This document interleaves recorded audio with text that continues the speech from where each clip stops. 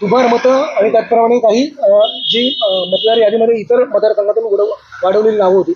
काय चर्चा झाली, काय सकारात्मक चर्चा झाली तुम्हाला असं वाटतंय एकंदरीत रिस्पॉन्स नाही, आला? आम्ही बेलापूर विधानसभा 151 याच्या निवडणूक निर्णय अधिकारी यांची भेट घेतली. या संपूर्ण 4 लाखाचा जो मतदार संघ आहे पूर्ण बेलापूर विधानसभा, यात 15,000 नावं ही दुबार मतदार आहेत. म्हणजे 30,000 नावं टोटल झाली.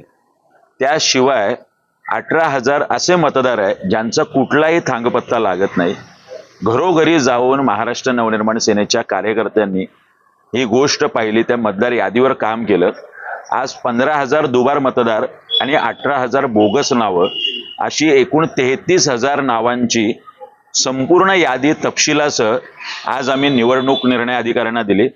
आम्हाला अपेक्षा आहे त्यांच्याकडून की या सगळ्या गोष्टींवरती BLOच्या माध्यमातून त्यांनी उचित कारवाई करावी. सगळ्याच मतदारसंघात 288 महाराष्ट्रातल्या बोगस मतदारांचं प्रमाण हे प्रचंड वाढलेलं आहे. यात मोठ्या प्रमाणात बांगलादेशातून आलेली मंडळी सुद्धा सामील आहेत.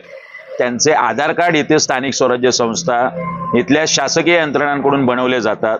परराज्यातून आलेली मंडळी ज्यांचं कुठलंही आधार कार्ड नसतं, कुठलंही इलेक्शनचं कार्ड नसतं, त्यांच्या कुठली तरी कागदपत्र बनवून ही नावं इथल्या सातत्याने बोगस निवडणुका करणाऱ्या स्थानिक स्वराज्य संस्था असतील, विधानसभा लोकसभेत असतील, अनेक राजकीय पक्ष आणि या पक्षाच्या नेत्यांकडून होतंय.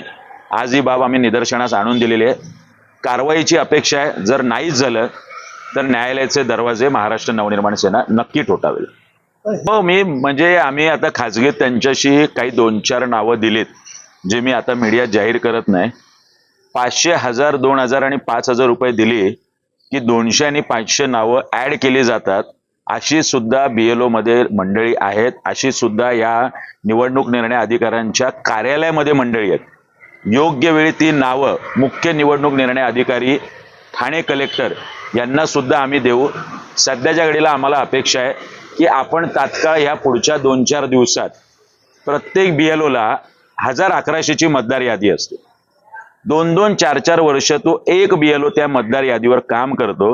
म्हणजे त्याला A to Z माहिती त्या संपूर्ण यादीवरची असते की इथे किती मृत मतदार आहे, किती शिफ्टेड मतदार आहे आणि किती नव्याने आलेले मतदार आहे. पण ह्या 1100 लोकांवरती सुद्धा काम करताना BLO पारदर्शीपणे काम करत नाही, हा आमचा आक्षेपाचा मुद्दा आहे. निवडणूक निर्णय अधिकाऱ्यांनी जर ती नीट कान उघडणी केली तर या सगळ्या मतदार प्रक्रियेत आपण एकाच बाजूला म्हणायचं या लोकशाहीची जी प्रक्रिया आहे, निवडणूक ही प्रक्रिया ही निष्कलंक निष्पक्षपाती व्हावी. पण असं निपक्षपाती अशी होणार आहे की जे 33,000 मतदार त्यातले 18,000 बोगस आणि 15,000 जर दुबार असतील तर याचा अर्थ ज्यांना हे इथल्या प्रस्थापित राजकीय नेत्यांसाठी ही सोपी लढाई आहे. आणि जे आमच्यासारखे संघर्षातून आलेले जे कार्यकर्ते असतात, जे भविष्यातले उमेदवार असतात, त्यांच्यासमोर हा पहिला 33,000चा आकडा आणि त्याच्यानंतर पुढचे मतदार. तर मला वाटतंय निवडणूक निर्णय अधिकारी असतील, निवडणूक आयोगाने या गोष्टीकडे लक्ष दिलं पाहिजे आणि याच्यावर उचित कारवाई केली पाहिजे. 100% म्हणजे इथले जे 4ही पक्षाचे नेते आहेत, जे ऐन प्रकारे या सगळ्या बोगस मतदार यादीत आणि या सगळ्या दुबार मतदार यादीत सामील आहेत. म्हणजे ह्या राज्याचे आणि दिल्लीचे हे तख्त राखीतो म्हणतात असे सर्वोच्च नेते, ज्यांचं नाव मी घेऊ इच्छित नाही, अशा आदरणीय अनेक मंडळींनी सांगितलंय की आपापल्या जिल्ह्यातही मतदान करा आणि शहरात जाऊन सुद्धा मतदान करा. हे प्रोत्साहन जर इथल्या सर्वोच्च नेत्यांकडून असेल तर त्यांच्या खाली असलेले जे कार्यकर्ते असतील ते तर निश्चितपणे यांचा आदेश पाळणार. आणि मग कशा निपक्षपाती होणार आहेत निवडणुका, हा आमचा सवाल आहे. आता हे सगळं झालंय आणि कारवाईची अपेक्षा जवळपास म्हणजे शून्यच दिसते, कारण येत्या 2 ते 4 दिवसामध्ये आचारसंहिता लागतात.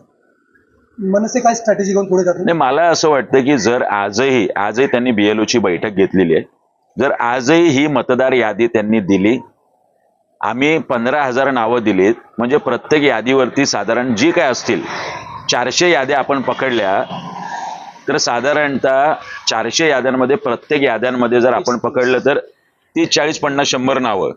हे खूप सोपं आहे. 5-50-100 नावांवरती हे आहे की नाही हे फक्त 2 तास जाऊन तपासणी जरी BLOने केली, बाबा ही दुबार आहेत, ही बोगस आहेत, तर हे होऊ शकतं. 4 लाख मतदार यादीवर तात्काळ काम करायचं नाहीये. या 400 याद्यांवरती एक एक BLO ला जर आपण सांगितलं पुढच्या 2 तासात सुद्धा कळेल की आम्ही दिलेली जी गोष्ट आहे त्याची जर त्यांनी जाऊन तपासणी केली तर हे लक्षात येऊ शकतं. आता निवडणूक निर्णय अधिकारी आणि निवडणूक आयोग हे किती गंभीरपणे घेतं. नाहीच झालं तर कोर्टाचे दरवाजे आम्ही ठोठावणार. तुम्ही जसं आता म्हणली दुबार मतं असत किंवा बोगस मतांची जी यादी असेल तयार केली, सत्ताधाऱ्यांनी याचसाठी केलेली ती जिंकण्यासाठी केलेली आहे. त्यामुळे ही कारवाई अपेक्षित आहे का की ते जिंकण्यासाठीच केलेली असेल आणि जे BLO किंवा हे निवडणूक अधिकारी सत्ताधाऱ्यांच्या हाताखाली काम करतात ते किती कारवाई करू शकतात? नाही, आता हे तर आपल्याला मला वाटतं याच्याबद्दल साशंकता आहेच. तरी सुद्धा आम्ही निवडणूक आयोग याची स्वायत्तता मान्य करतो. जर नाही झालं तर कोर्ट आहे, न्यायालय, आम्हाला अपेक्षा आहे न्यायालयाकडून. कधी जातात? नाही, जर या पुढच्या 2 दिवसात नाही झालं तर 2 दिवसानंतर उच्च न्यायालयाचे दरवाजे ठोठवायला मनसे नक्की तयार आहे. ABP माझा, उघडा डोळे बघा नीट.